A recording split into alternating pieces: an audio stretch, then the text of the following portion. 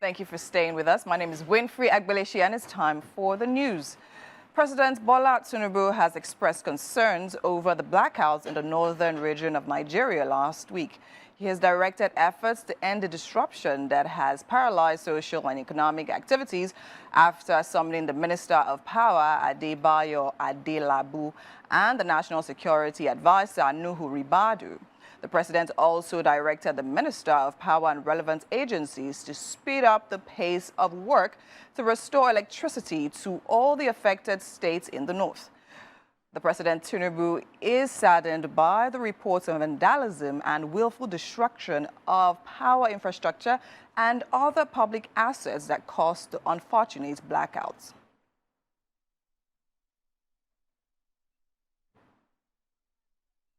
The Minister of Power, Adebayo Adelabu, says electricity consumers affected by the prolonged power outages, which plunged parts of the northwest into darkness for several weeks, will not be billed or required to pay any form of charges for that period.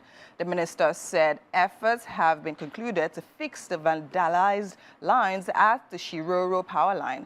He also disclosed that the National Security Advisor will rally other security agencies to provide protection for technicians that will rectify the fault at the Shiroro-Kaduna transmission lines 1 and 2. He said this during a chat with State House correspondents in the presidential villa shortly after briefing President Bola Tinubu on the power situation in the country. The Transmission Company of Nigeria, TCN, they already set out to fix this line. What they have asked for, which has been provided to them now, is the security cover of the National Security Advisor through the Chief of Army Staff and Chief of Air Staff to enable them restore the damaged lines. And we're optimistic that very soon this will be fully restored.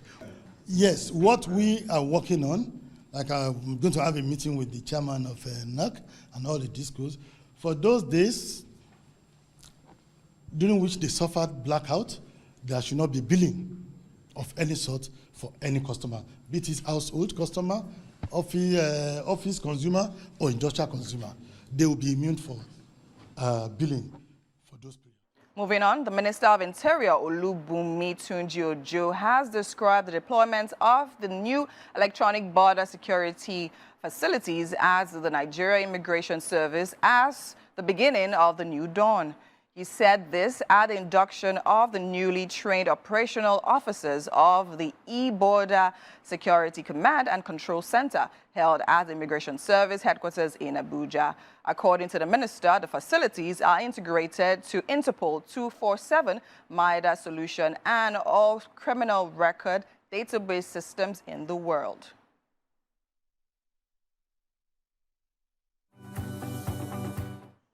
Just regular training. It was done in conjunction with so many critical stakeholders.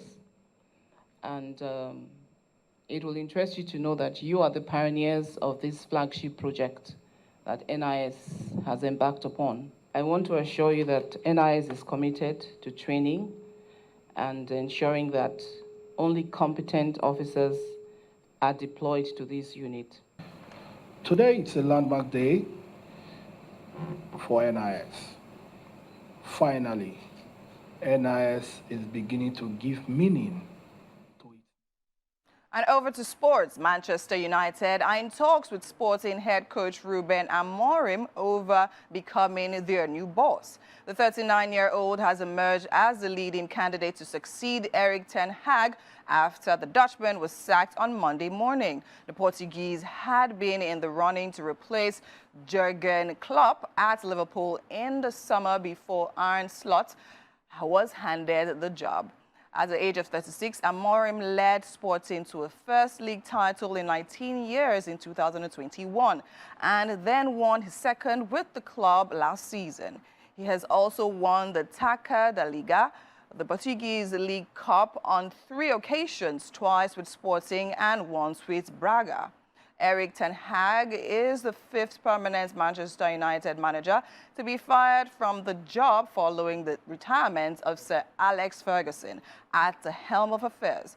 The Dutch tactician joins the likes of James Moyes, Louis van Gaal, Jose Mourinho, Ole Gunnar, and Ralph Rangnick, who held the role on an interim basis. Now, Manchester United won 70 of 128 matches. Ten Hag was in charge during 23 matches while losing 35 times.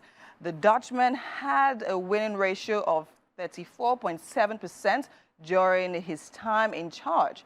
He was unpopular among fans of the club for the lack of playing style, a chaotic brand of football that left fans confused at times.